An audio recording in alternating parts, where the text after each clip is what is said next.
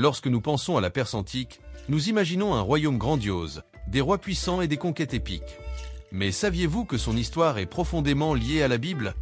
Des noms comme Daniel, la reine Esther, Esdra et Néhémie ont non seulement vécu dans cet empire, mais leur destin en a été façonné.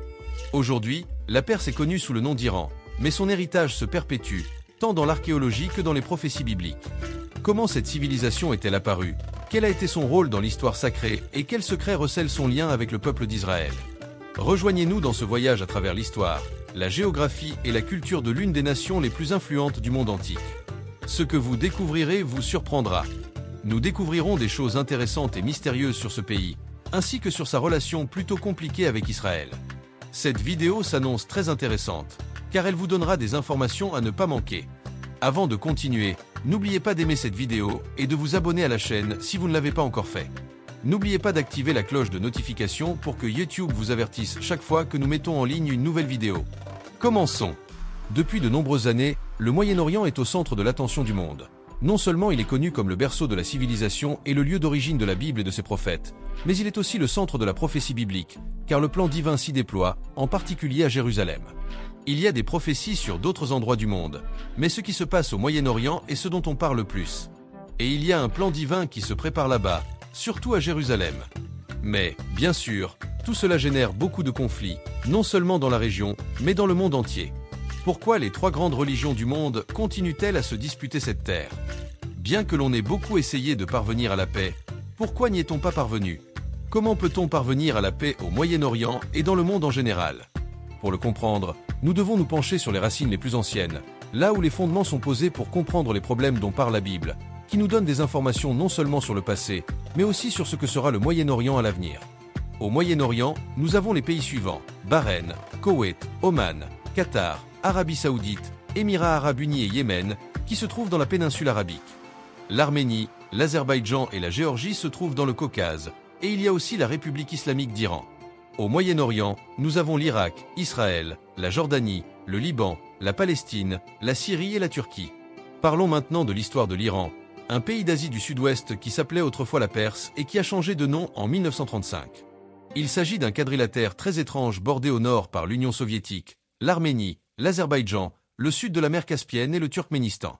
À l'ouest, la frontière est formée par la Turquie, l'Irak et le golfe Persique, et au sud, par la mer d'Oman. À l'est, on trouve le Pakistan et l'Afghanistan, qui présentent également des caractéristiques géographiques similaires. Or, l'Iran trouve ses racines dans la Bible, plus précisément dans le livre de la Genèse. Après le déluge, seule la famille de Noé a survécu. Elle se composait de ses 3 fils, de ses 3 belles-filles et de sa femme, soit 8 personnes au total. Et à partir de ce moment-là, les gens se sont répandus sur toute la terre. Si vous voulez en savoir plus, je vous recommande de lire la Genèse, chapitre 10, versets 1 et 2, où figurent les générations des fils de Noé, Sem, Cham et Japheth, qui ont eu d'autres fils après le déluge, et les fils de Japheth étaient Gomé, Magog, Madé, Jaban, Tubal, Mesek et Tira. Si vous aimez mon histoire, aimez-la maintenant et touchez d'autres personnes. Ensemble, nous pouvons partager nos connaissances. Madaï, le 3e fils de Japheth, dont le nom signifie « terre du milieu », est l'ancêtre des Mèdes. Or, les Perses sont souvent associés aux Mèdes dans la Bible et dans l'histoire. La Perse était habitée par les Perses, un peuple arien de la famille des Mèdes. En 700 avant Jésus-Christ, Achéménide le Grand, l'arrière-grand-père de Cyrus II le Grand, appartenant à la tribu des Pasgadiens, devient chef de clan de la fédération des tribus perses.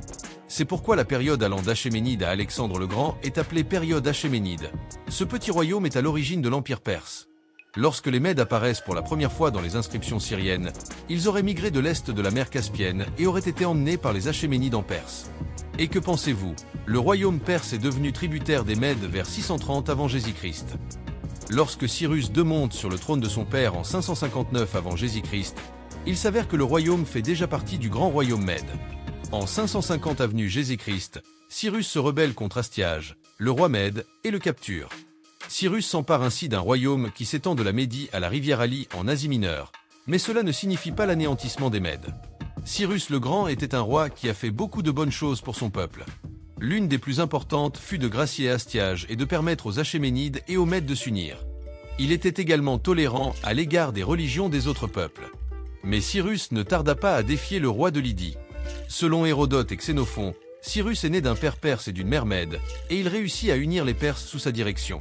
L'Empire Mède est donc passé sous le contrôle des Perses, dont les frontières allaient jusqu'à la Syrie et l'Arménie à l'ouest, jusqu'à la rivière Ali en Asie mineure. C'est de là que les familles nobles ont gouverné les Perses et les Mèdes pendant la dynastie des rois achéménides.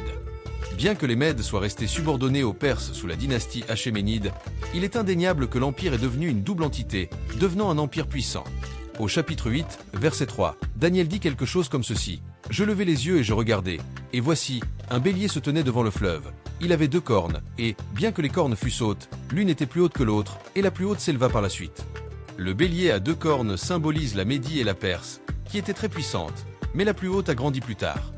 Bien que la Perse ait été le plus jeune royaume, elle est devenue dominante sous la direction de Cyrus. Sa victoire la plus importante a eu lieu en 539 avant Jésus-Christ, lorsque Cyrus a pris la puissante Babylone à la tête d'une force combinée de Mèdes, de Perses et d'Élamites, exactement comme Daniel et Ésaïe l'avaient prédit dans la Bible. Lisons le livre du prophète Isaïe, chapitre 21, verset 2. Une vision dure m'est montrée, le transgresseur transgresse, et le destructeur détruit, monte, Élam, assiège. Médie, j'ai fait cesser tous tes gémissements. Devant le prophète apparaît une vision dure et terrible d'une puissance pillarde, perfide, violente et destructrice. Il s'avère que cette puissance est Babylone, la prévaricatrice. Il est demandé à l'Élam et à la Médie de s'opposer à Babylone pour mettre fin à la détresse et au déshonneur qu'ils ont causé. L'Élam et la Médie sont les anciens noms des peuples de la Perse, c'est-à-dire de l'Iran moderne. Les Élamites et les Mèdes se sont joints à l'armée perse pour vaincre Babylone, le puissant empire de l'époque dont le roi titulaire était Nabonide. Après la chute de Babylone, une longue période de domination sémitique s'achève et passe le relais à la première puissance mondiale d'origine aryenne, le Japheth, tandis que le pays de Juda, ainsi que la Syrie et la Phénicie, passent sous la domination médo-perse. Vous voyez, il y a un détail très important que nous devons prendre en compte. Il s'avère que Daniel a été emmené en exil par les Babyloniens, mais que son ministère s'est poursuivi même après la chute de cet empire, et s'est prolongé jusqu'à l'époque des Perses. Ces visions se sont également projetées dans l'avenir, montrant un gouvernement stable, bien que comportant certains risques pour les Juifs. L'empire perse a eu un grand impact sur les Juifs et sur l'histoire biblique. Après la conquête des Juifs par Babylone et la destruction du Temple en 586 avant Jésus-Christ, Cyrus leur a permis de retourner en Judée et de reconstruire le Temple. Ils ont commencé, mais n'ont pas terminé avant le règne de Darius Ier, avec Zorobabel et le grand prêtre Josué à la barre. Si vous voulez en savoir plus, lisez le livre d'Esdras, chapitre 1, versets 1 et 2, où il est dit que la première année de Cyrus, roi de Perse, s'accomplit ce que l'Éternel avait dit par la bouche de Jérémie. L'Éternel fit dire à Cyrus, roi de Perse, à haute voix et par écrit, dans tout son royaume. Ainsi parle Cyrus, roi de Perse. Car voici que l'Éternel, le Dieu des cieux, m'a donné tous les royaumes de la terre, et il m'a ordonné de lui faire une petite maison à Jérusalem, qui est en Juda. Malgré la réticence du peuple, Darius soutient la reconstruction du temple, qui s'achève la 6e année de son règne. Esdras et Néhémie s'occupaient de toutes les formalités administratives pour le gouvernement perse. Esdras enseignait et choisissait les juges, et Néhémie était peut-être le premier gouverneur de la province de Yéhud ou Juda. Tous deux ont bénéficié d'un soutien officiel pour la reconstruction des murs de Jérusalem. Il est important de préciser que les Juifs ont également connu des difficultés sous le règne des Perses. L'histoire d'Esther raconte comment Dieu a sauvé son peuple sous le règne de l'empereur perse Assuéru, également connu sous le nom de Xerxès Ier. Haman, nommé premier ministre du roi perse Assuéru, devint un ennemi acharné des Juifs. Il élabore un plan pour les tuer et fait même construire une potence pour pendre Mardochée, qui refuse de se prosterner devant lui. Mais grâce à l'intervention de Dieu par l'intermédiaire d'Esther, le plan d'Haman a été découvert et il a été pendu à la même potence que celle qu'il avait préparée pour Mardochée. L'Empire perse a joué un rôle important dans l'histoire et le développement de la civilisation. Il a eu des effets sur la religion, le droit, la politique et l'économie. Cyrus est mort en 530 avant Jésus-Christ, mais l'Empire perse a continué à s'étendre. Son fils Cambyse II a conquis l'Égypte en 525 av. Après Cambyse, Darius Ier étendit l'Empire vers l'Est, jusqu'à l'Indus, et tenta également de conquérir ou de contrôler les Grecs. Mais à la bataille de Marathon, en 490 avant Jésus-Christ, les Grecs ont vaincu Darius. Jésus-Christ, les Grecs ont vaincu Darius et l'Empire s'est arrêté là. Les empereurs suivants n'ont pas fait grand-chose pour l'étendre, et ont même eu du mal à maintenir un empire aussi vaste. On peut dresser une liste des rois perses les plus importants dont les règnes ont influencé l'histoire de l'Ancien Testament.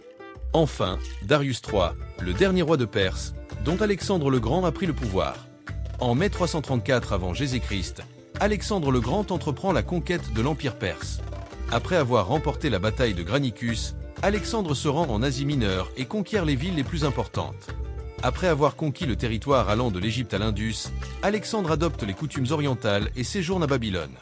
Mais son empire, qui était immense, fut rapidement divisé après sa mort soudaine en 323 avant Jésus-Christ, alors qu'il n'avait que 32 ans. Ceux qui lui succèdent, appelés les diadoques, se partagent ses terres. La plus grande partie, qui comprenait tout l'empire perse à l'exception de l'Égypte, revint à Séleucus Ier Nicator. Les Macédoniens séleucides ont régné pendant une période de grande faiblesse, tant à l'intérieur qu'à l'extérieur, étant une dynastie hellénistique avec une forte influence grecque. Mais, de 247 avant Jésus-Christ à 224 après Jésus-Christ, l'empire parthe a été établi par Archasacès de la dynastie des Archacides après avoir vaincu les Séleucides. Ils s'emparent de la Mésopotamie et de l'est de la péninsule arabique, mais leur principal ennemi est l'Empire romain, bien qu'aucun des deux ne parvienne à s'emparer du territoire de l'autre. En outre, ils entretiennent des contacts avec l'Empire chinois et l'Empire couchant de l'Inde ancienne, et concluent un accord avec Rome pour faire de l'Euphrate la dernière frontière.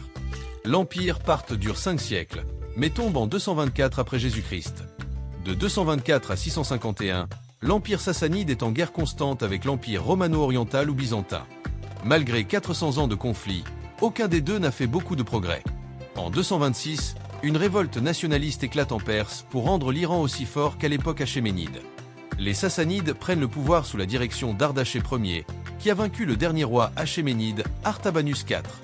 Pendant cette période, les Romains et les Perses se livrent à des guerres qui durent longtemps, les deux camps étant en conflit permanent. L'ère sassanide est extrêmement importante dans l'histoire de l'Iran, car c'est une période au cours de laquelle de nombreuses réalisations culturelles ont été accomplies et c'est le dernier grand empire iranien avant la conquête de la Perse par les musulmans. Son influence culturelle s'est étendue à l'Europe occidentale, à l'Afrique, à la Chine et à l'Inde, et elle a joué un rôle clé dans le développement de l'art médiéval en Europe et en Asie. Les monarques les plus importants de cette période sont Khosrow I et Khosrow II, qui ont régné au VIe siècle. À son apogée, l'Empire sassanide comprenait des territoires tels que l'Égypte, la Jordanie, le Liban et la Palestine, et avait des alliés en Arabie. Pendant ce temps, à l'Est, l'Empire romain était encore l'Empire byzantin et combattait toujours la Perse. Pendant la période médiévale iranienne, les Arabes conquièrent l'Iran au VIe siècle, mais laissent les populations pratiquer leurs anciennes religions sur le territoire. Mais attention, les non-musulmans sont soumis à des restrictions et doivent payer plus d'impôts, et la Perse devient un refuge pour les différentes tendances de l'islam qui s'opposent au calife de Damas. Le commerce maritime se développe dans les villes du sud, telles que Siraf et Ormuz. Des révoltes contre les califes à Damas, les Abbassides s'emparent du pouvoir et déplacent le califat à Bagdad. Les califes deviennent de plus en plus dépendants de leurs suzerains perses et turcs, et des royaumes indépendants apparaissent en Perse et au Khorasan, dirigés par diverses dynasties telles que les Safarides, les Samanides, les Bouyides et les Seldjouides. Les Mongols de Gengis Khan ont conquis la Perse et le Khanat de Perse est devenu un vassal du Grand Khan de Pékin. Les Timourides règnent jusqu'au XVIe siècle, c'est-à-dire jusqu'en 1507 après Jésus-Christ. Et que savez-vous, l'Empire Timouride surgit. Il a été créé par Timur, un conquérant turco-mongol iranisé qui, en 1381, a envahi l'Iran et conquis la majeure partie du pays. Bien qu'ils aient gouverné très durement et tué beaucoup de gens, ils ont aussi fait participer les Iraniens au gouvernement et ont soutenu l'architecture et les arts. Les Timourides ont continué à gouverner l'Iran jusqu'en 1452, date à laquelle les Kara-Koyunlu les ont vaincus. Mais ces derniers les ont vaincus en 1468, et les Aka-Koyunlu ont régné jusqu'en 1551, date à laquelle les Safarides les ont vaincus. Pendant l'ère timouride, le poète soufi Hafez de Shiraz est devenu très populaire et son œuvre a été imitée par d'autres poètes persans. Les Kara-Koyunlu et les Aka-Koyunlu étaient des alliances de tribus turques et mongoles qui régnaient sur certaines parties de l'Iran, mais qui ont fini par disparaître en raison de luttes intestines et de conflits avec d'autres dynasties. Après que Nader Shah eut renversé Takhmasp II en 1736, ce dernier fonda la dynastie des Aksarides. Nader Shah conquiert Kandahar et s'enfonce ensuite en Inde, massacrant la population de Delhi et s'emparant d'un important butin, ainsi que de la Transoxiane et de la rive sud de l'Oxus. Mais en 1747, Nader Shah est assassiné et l'empire s'effondre. Une guerre civile éclate pour le trône et une multitude d'États indépendants apparaissent, dont le royaume afghan et la dynastie des Ans. D'autres territoires iraniens font sécession et deviennent les Cananéens. Puis, à l'époque moderne, de 1796 à 1979 après Jésus-Christ, la dynastie des Qaïars a régné sur l'Iran de 1796 à 1925. Cette famille appartenait à la tribu des Qaïars. Sous leur règne, l'Iran a perdu des territoires au profit de l'Empire ottoman et des influences de la Russie et de la Grande-Bretagne. Les Mongols de Gengis Khan ont conquis la Perse et le Khanat de Perse est devenu un vassal du Grand Khan de Pékin. Les Timourides règnent jusqu'au XVIe siècle, c'est-à-dire jusqu'en 1507 après Jésus-Christ. Et que savez-vous, l'Empire Timouride est né. Il a été créé par Timur, un conquérant turco-mongol iranisé qui, en 1381, a envahi l'Iran et conquis la majeure partie du pays. Bien qu'ils aient gouverné très durement et tué beaucoup de gens, ils ont aussi fait participer les Iraniens au gouvernement et ont soutenu l'architecture et les arts. Les Timourides ont continué à gouverner l'Iran jusqu'en 1452, date à laquelle les Kara-Koyunlu les ont vaincus. Mais ces derniers les ont vaincus en 1468, et les Aka-Koyunlu ont régné jusqu'en 1551, date à laquelle les Safarides les ont vaincus. Pendant l'ère Timouride, le poète soufi Hafez de Shiraz est devenu très populaire, et son œuvre a été imitée par d'autres poètes persans. Les Kara-Koyunlu et les Aka-Koyunlu étaient des alliances de tribus turques et mongoles qui régnaient sur certaines parties de l'Iran, mais qui ont fini par disparaître en raison de luttes intestines et de conflits avec d'autres dynasties. Après que Nader Shah eut renversé Takhmasp II en 1736, ce dernier fonda la dynastie des Aksarides. Nader Shah conquiert Kandahar et pénètre ensuite en Inde, massacrant la population de Delhi et s'emparant d'un important butin. Il conquiert également la Transoxiane et la rive sud de l'Oxus. Mais en 1747, Nader Shah est assassiné et l'empire s'effondre. Une guerre civile éclate pour le trône et une multitude d'États indépendants apparaissent, dont le royaume afghan et la dynastie des Ans. D'autres territoires iraniens font sécession et deviennent les Cananéens. Puis, à l'époque moderne, de 1796 à 1979 après Jésus-Christ, la dynastie Qajar règne sur l'Iran de 1796 à 1925. Sous son règne, l'Iran perd des territoires au profit de l'Empire ottoman et de l'influence de la Russie et de la Grande-Bretagne. Ismaïl Ier a invité les chefs religieux chiites et leur a donné des terres et de l'argent en échange de leur loyauté, ce qui a permis aux oulémas chiites d'acquérir plus de pouvoir pendant les périodes afavides et Qajars, soit seuls, soit avec le soutien du gouvernement. Puis, en 1978, la révolution islamique a commencé en Iran, avec des protestations contre l'AS qui se sont rapidement répandues et que Khomeini a encouragées depuis l'exil en septembre de la même année. Les SA ont fui l'Iran en janvier 1979 et l'ayatollah est rentré de Paris en février. En avril, il a instauré une république islamique à la suite d'un référendum. Les choses se sont envenimées avec les États-Unis lorsque des étudiants iraniens ont capturé des membres de l'ambassade américaine et les ont accusés d'espionnage. Les États-Unis ont alors autorisé un coup d'État en Irak pour faire face au régime iranien. La guerre Iran-Irak a commencé en 1980 et s'est terminée en 1988. Après la mort de Khomeini en 1989, Ali Khamenei devient le chef de l'État iranien. Le chef du gouvernement est élu tous les 4 ans, opposant un camp réformateur dirigé par Mohammad Khatami à un camp conservateur.